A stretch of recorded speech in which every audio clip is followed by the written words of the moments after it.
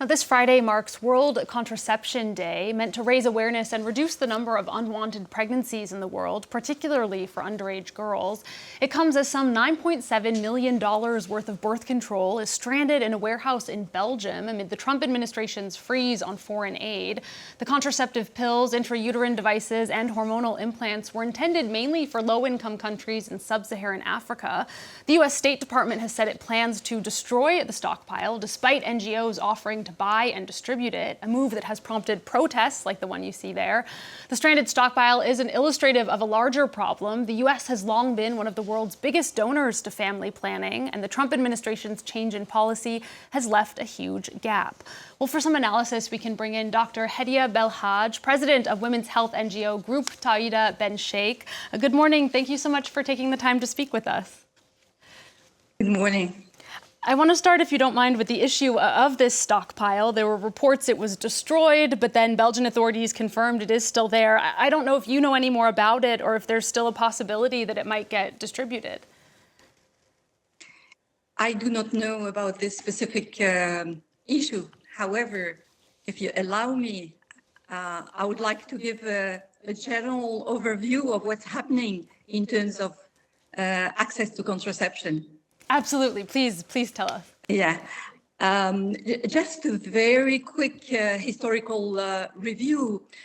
With the international commitment made with the Millennium Development Goals in the early 2000s and the Sustainable Development Goals, there have been excellent progress in many countries, including sub-Saharan countries and Central Asia and South Asia. However, we see stagnation and in some countries return to very low access of women to contraception.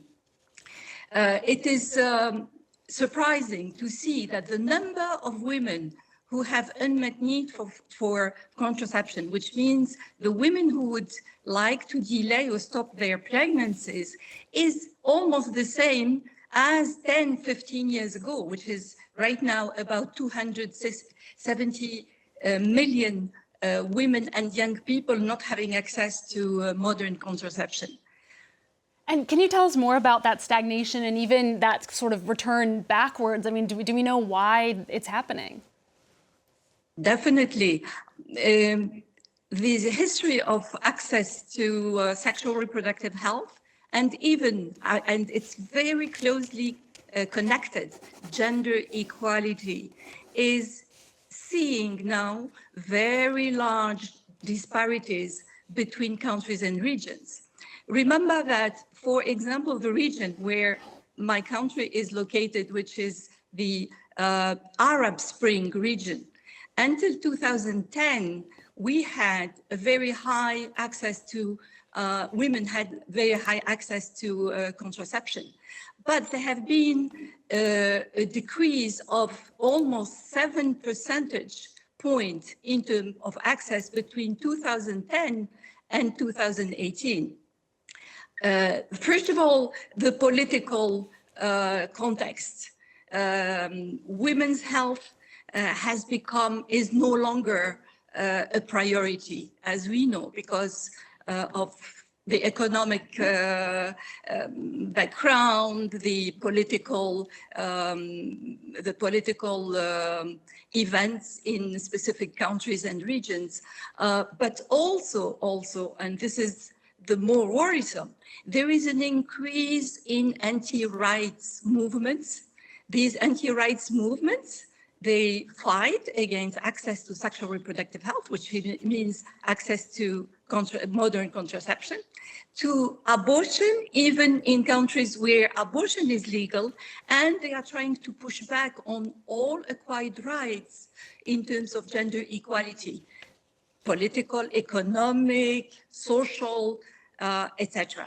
So there is no linear, we cannot say that the world has moved this way or that way. So it's really by sub-regions. And again, the regions that remain far behind compared to many others are sub-Saharan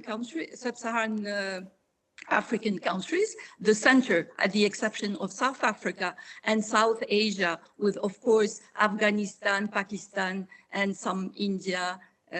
So there is no clear cut. The evolution has been, but again, we are in a context where masculinity is rampant and anti-choices movements are fighting all acquired rights, not only access to contraception. I think you could probably safely say that the Trump administration fits into that anti-rights movement. They've justified freezing spending on contraception by saying that it is not life-saving care. What is your response to that? I believe that the pushback on USAID and PEPFAR and other sources of funding from the USA that used to be a model, a leader in the area of sexual reproductive health is really will have an impact. It will have an impact not only on access to contraception, it will have an impact on maternal deaths, newborn deaths, and will return and will reverse all the progress that was made in fighting HIV/AIDS, malaria, and tuberculosis. So this is, it's very worrisome for the world, this trend and these actions. And the other aspect is the cut to research. More than ever, we need new contraceptive methods. So we are not done yet. All the male methods are still being investigated. We are close, but we need more. And this pushback on research is dramatic for the world. All right, Dr. Hedia Belhadj, thank you again so much for joining us today. I'm afraid we'll have to leave it there. Again, that was Dr. Hedia Belhadj, President of women's health NGO, the Groupe Tawhida Ben Cheikh.